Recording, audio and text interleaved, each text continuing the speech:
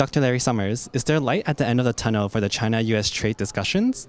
What outcome do you see as more likely, a new era of cross-country disputes or a trade agreement, and why? I think it's going to be some of both. I'd be surprised if there weren't some agreements reached, and I'd be even more surprised if there were the agreement to end all agreements.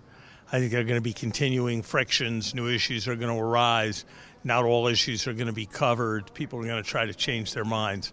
So I think we'll see some ongoing negotiation with some moments of agreement, but the overarching picture will be one of negotiation and uncertainty with some element of friction for a long time to come. Okay. And is the U.S. heading towards a recession? Why or why not? I think the odds are against a U.S. recession over the next year and a year to the end of 2020, but not by a wide margin.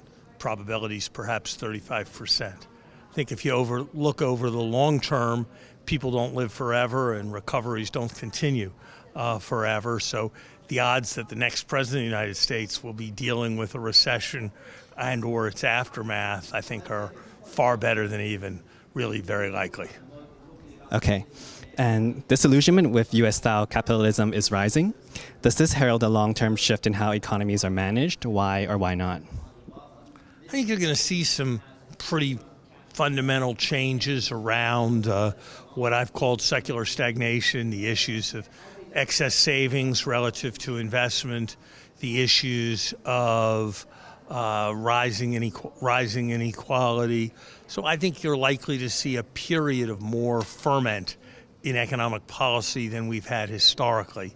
I rather doubt that we're going to see a fundamental change towards socialism of the kind some people talk about, or a fundamental change towards deglobalization and separation of the kind that some people talk about.